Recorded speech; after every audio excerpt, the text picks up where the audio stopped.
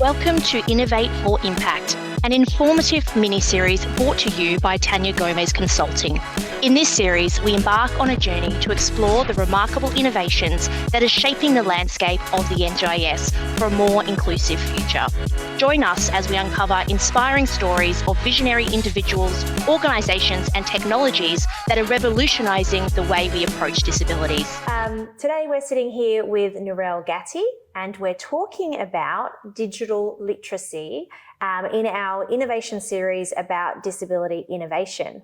Welcome, Narelle. Thanks for joining me today. Oh, thanks, Tania. Thanks for having us. Yeah. So can you walk me through the work you're doing around digital accessibility and digital literacy for people with disability? Yeah, there's a team that I work with, and the founder of the business, Mark, has been working in the vision impaired area of digital literacy and job access for about 4 years. About a year ago, he realised, and we'd been doing lots of talking, he's also a friend of mine, and we realised that business, NDIS providers, everyone didn't know about the digital accessibility standards and what it meant. And then we realised that they weren't really aware that a lot of us, because people may not be aware, I have a severe vision impairment, so I come with guide dog. I use particular tools on computers. We can't access a lot of the information, and it's very normal for us not to be able to access the information.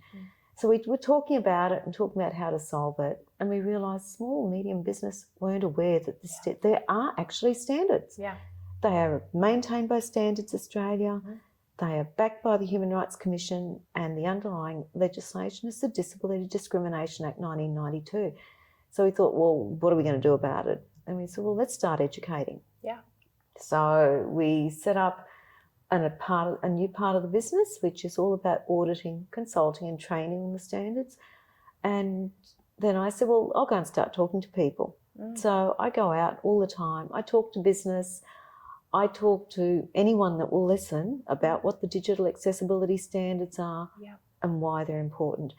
And it's just rolled on from there, which is how I found you, because I was following your podcast. Yeah, wonderful. Thank you. That's great.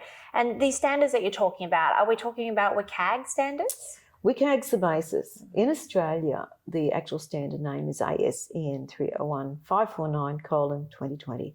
It is based on the global standard, which is WCAG, the Web Content Accessibility Guidelines. Our current version there is 2.1. However, Australia is running on version 2, level A. There's 3 levels of standard within the standard. What is happening at the end of the month, we're actually going to a new version of the WCAG standards. Now, these standards are not just made up by anyone. They are actually created by Tim Berners-Lee that invented the web, the underlying web, and it is universities. It's all your big players, your Oracles, your SQL servers, your Microsoft, universities, people like me that are passionate about standards, all contribute to find and create a set of standards on how to build web pages, what the standards are for everything related to the web. And then it's expanded from there into a web accessibility initiative, which is the basis for the Web Content Accessibility Guidelines. That's a great explanation. Oh, it's just an easy one. Yeah. I as well as having a business helping NDIS providers, I have an e-learning business, and we develop a lot of e-learning modules for government, and we do certify our work against WCAG standards, and different government organisations would require a different level depending what that might look like. So I'm somewhat familiar. I have done some training around WCAG standards. I understand in theory. For someone who has no understanding of what even digital accessibility is, what are some examples of things that are included in the standards? An easy one is a video, captions. Every video should be captioned. Okay, and then there's rules around how you put the videos on your website. You need to be able to stop them, start them. You know those awful ones, you get the pop-outs where you can't turn them off? Well, that's a surefire way to lose a sale because people leave it. And it's down to typeface, it's down to the size, the font, it's down to colour. You know, having colours that people can read. It's such simple, common sense things that are being applied. And it's really all about readability. It's all about perceivability, what people see, because perception, what you might perceive as being good, obviously I don't have much sight and I'll sit there and say, no, that's no good. Yeah. Because it's perception. Yeah. And how different people understand what it's about. Yeah. And as you said, it's accessibility. It's making sure that everybody is able to digest it. Regardless of what tool they use, whether like keyboards or mice or puff and sip tools or, you name it, touch screens. Like even the kiosks at the shops, they need to be accessible. Yeah. Because they're a tool that people use. And it's not just those in the disability sector that it benefits. I mean, we're talking people that just as they get older, you know, arthritic people where their sense of touch might be going, or diabetes, or, you know, it could be anything. Diabetes, it's a better way of saying that word. But, you know, it's everyone uses Zooming. Yeah. Zooming is actually a tool that was built for those with disability. The keyboard, your computer keyboard, the actual original purpose for the typewriters, or one of them, not the only one, was that people that are blind could write legibly. And that was back in the 1700s, late 1600s, excuse me, 2 Italian guys in 2 different areas of Italy. Wow. Yeah, it's fascinating stuff, but it's about ensuring that everyone can understand the information and act on the information, make informed decisions. Yeah, wonderful. And you talked about kiosks, and obviously there's a lot of movement, like people like Woolworths that have self-checkouts and things like that. Do they also conform to accessibility standards? No. They don't? No. That's I cannot go and get food. Yeah. I am really reliant on having a support worker. It drives me crazy because I could go to the store, probably find the product, but I can't buy the product unless I can find a checkout where there is a person that can serve me. Yeah. And it is a huge issue for us. Yeah. Yeah, I had never thought about that myself, but I can see how that would be, you know, that is what is disabling, isn't it? It's the environment not having the basic things to help you be able to navigate and be independent. Not being able to make an informed choice. That is so disabling. Yeah. You know, I've got, you know, just my eyes don't work properly, and it's only been 15 years since my eyes stopped working properly. So I was able to make an informed choice 15, 16 years ago. Yeah. And I'm at the stage now, at times I'm reliant on my husband reading it to me and him telling me everything. And his perception is going to be different to mine. Yeah. Yeah. And it is really frustrating. Yeah. So what is your message to small, medium businesses or even big businesses? How do they get started in understanding why they need to do this? How do they get started? I think first of all, you need to understand the benefits and the benefits to the community, the benefits to the government, the benefits to the individual, and more than that, the benefits to the business. Let's face it, a business is not going to do anything if there's no return on it. Yes. And I was in a meeting yesterday and I liked what this bloke said. He said, how much is business leaking? It's huge. Yeah. Because if a person can't find the information, they move on. Yeah. If a person might be able to find the information but they can't find the cart to make the sale, they move on. Yeah. They go somewhere where they can get it. So the benefits, first off, is a wider target market. It is just by its own nature. The second benefit is, in particularly on websites, it actually upgrades your search engine optimization or SEO ranking. Just naturally it does it. Yeah. Because that's all about text. Another one is costings versus revenue. What's the cost to the business if you don't do it? Yes. Is leaked sales. Your reputation's not as good. And that's just for a start. Word of mouth. You know, I'm part of the blind community, and we were at a bar a couple of weeks ago, and there was I think it was 10, 14 of us. Yes. Between all of us, by the time we had drinks, food, and it was, Christmas in July, so it was a bit more expensive, and we had a good time. We probably each spent $80, $90. Yeah. Easy. So there's probably $1,000. And that bar goes out of their way to make sure that we had the menu sent to us early, just little things that they do that make the difference for us. So we go back time and time again. Yeah. And he knows, any big thing, we're going to Hop and Pickle. Yeah. Yeah. Because they look after us. Yeah. The food mightn't be the most brilliant food. Well, it is actually very good food. It is actually really good food. Sorry, Rob, it's great food. It is actually.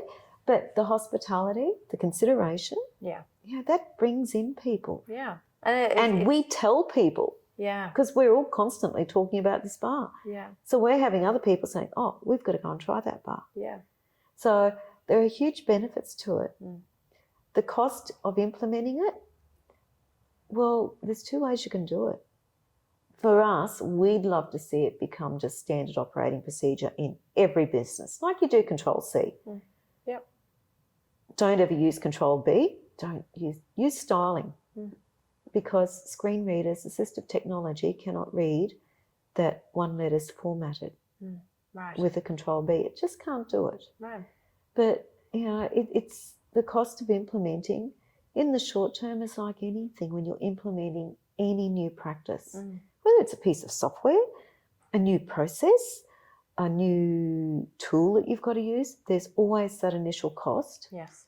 What are your benefits are? A wider target market, people like me in the NDIS participant area, because obviously we laugh and call ourselves the providers to the providers. Yeah.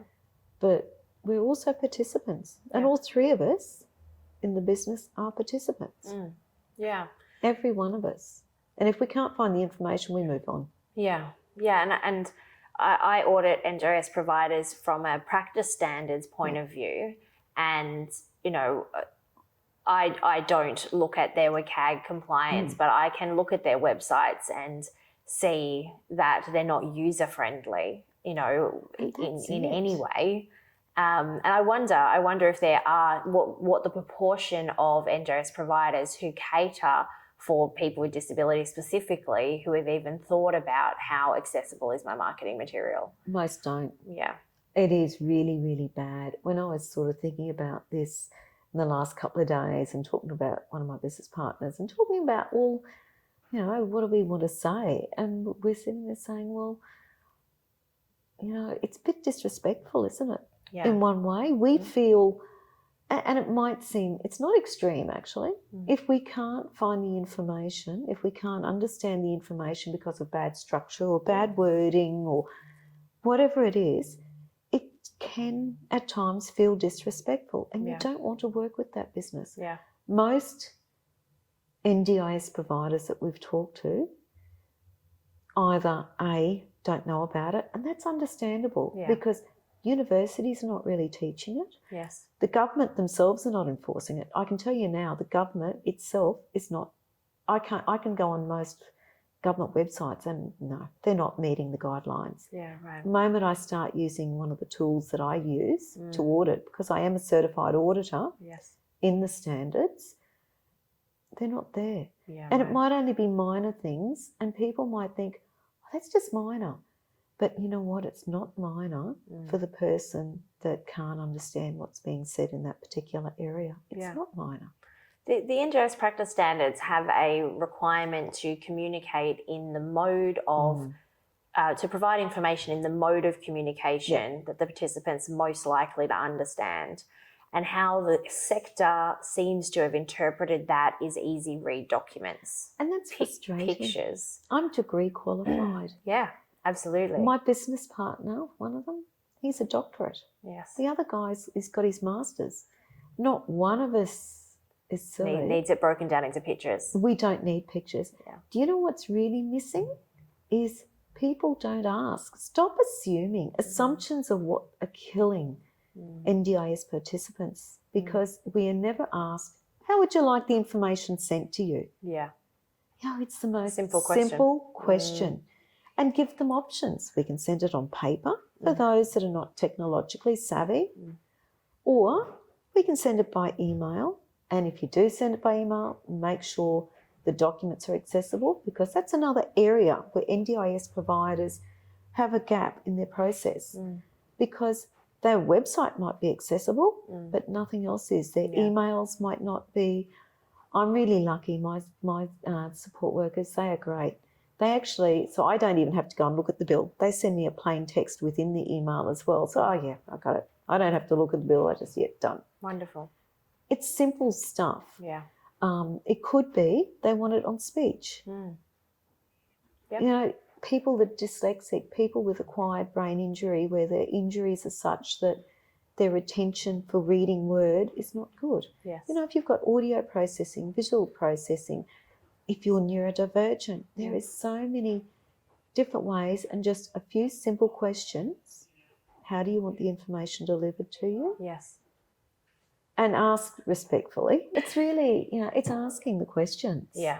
It's a simple thing. And then following up, making sure every piece of documentation that you send out is accessible. Yeah. And not actually ever auditing it yourself and saying it is. Yes. Because the moment you do that, you're like that mechanic that changes the oil, looks at the tyres and said, I can write my own roadworthy certificate for my car. I'm done. Yeah. That's actually dangerous. And people don't realise it can be life-threatening. Yeah. Because if we cannot find the right information, how can we act on it? And it can be dangerous. Yeah, absolutely.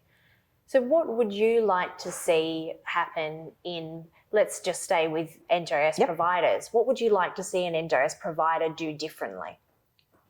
Every NDIS provider should make sure they talk to a digital accessibility consultant in conjunction with their website developer. They should make sure they are certified. So that is, the website is certified as being tested for conformance to the standards. Yes. Always. And Australia needs to make sure that we are on the latest standards, not, at the end of this month, 2 versions behind. Right. And it should be at the AA standard. The basic standard doesn't help most people. Right. So the standards need to lift in the Australian federal government. Every provider should be certifying their websites, which means the Australian government is incumbent upon them to make sure that the education is there, and not small business like we're going around talking about it. Yes. It should be just part of it. You must be certified that you are meeting these standards. Right. And then follow through should happen. Because it's not just going to be an end saving to the business. Yeah.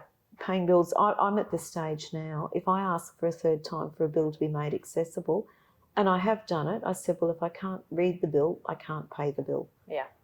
And they freaked. And I said, but that's not my problem. Yeah. You haven't given the bill to me in a form that I can read. Yeah.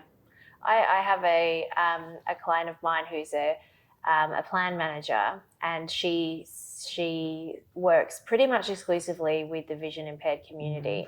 And she was actually one of the people I audited first many years ago. And I was so impressed by how this one woman had so many participants. And I asked her how and why, and her business cards were in Braille, and she communicated her service agreements. She got translated the key details, not the personal bits, but the key details and policies into Braille, and everything else was done in voice file. And I asked her husband was vision impaired, and I asked her, how, this is amazing and a lot of effort. And well, first I asked her, how did you get so many participants? And she said, well, it only takes doing it really well for the whole community to decide. And she walked me through other really simple things she was doing, like she didn't get anyone to come to the office. She always did home visits. Lots of things about the weather, and making sure that if you're going out, that you've thought about what happens with guide dogs. And there was lots of things that she had in place, and there were things that I myself weren't familiar with, but it was obvious that she was serving that community really well. And it was the benefit was they told all their friends, they told everybody else in the community, and she had a very successful business with I can't remember now, but it was hundreds, I believe, from memory, of participants she had, just because she decided to do accessibility really well. And that's what it's all about. And it really does come down to, getting a certifier to actually certify the websites and things, because a certifier has to test on not just one or two browsers. They have to test on screen readers. They have to test on Braille sensors. I don't test on the puff and sip. I don't test on the Braille. I don't know Braille. Never bothered, and I probably won't learn Braille. I did start learning. I had too many things to learn at the time, and I stopped doing that. But, getting someone that is testing correctly and doing a good follow-up, and that's why testing, you never test your own work in anything. That's right. And that's why it's so important that make sure and ask the questions, do the people have their professional certification with web content accessibility guidelines? Yeah. And what is the process for someone to reach out to you and your organisation to engage you for that piece of work? It's easy. You can either ring us on 0438 771 424. That gets you through to Mark. Our email is reception@DAS, S for Sam, AT for Tom, .com.au. Our website, we've actually been using it as a training tool to show people how easy it is to take a website from when it was really, really bad. And I actually spent about a month and a half putting accessibility issues into it, because two of us are coders by trade. That's what we did. Wonderful. We were coders. Yeah. And then now we're in the process of removing all the errors. So we're still in the construction phase, because we're actually talking through what we're doing, why we're doing it, how we're doing it, so that then we can give that to web developers and train web developers in how to do it as well. Yeah, amazing. It's great work that you're doing, and I think it's just so important, especially with technology continuing to evolve and move so quickly and be a really main way that we all communicate each and every day. Yeah, and this is it. And to be honest, the cost to the individual, to the community, to the business and to society are more than if it's implemented, because it's not just the cost of not implementing it. It's the cost to the individual's mental health. I get so frustrated and cranky when I can't go and do something. And it could be something as simple as paying a bill. And then I have to go and get my support worker to sit there and help me when my husband's not available. So there's $60 an hour. And then I have to then get the NDIS to pay the support worker, which means everyone's got to pay extra taxes. It's a lose-lose situation. So we just want to bust that circle. Wonderful. Right at the start, just bust it. Amazing. Thank you. I think you're doing really great work, and I'm really looking forward to connecting with you. I'm going to check out your website, and happy to share your details with all of my clients, because I think it's something that, as you said, every NDIS provider really should be doing. They should. It's all about giving us the power to make informed choices on what we want to spend, where we want to spend it, and how we want to spend it. And it could even be something as simple as a menu at a cafe. Because nearly every menu is inaccessible. Right.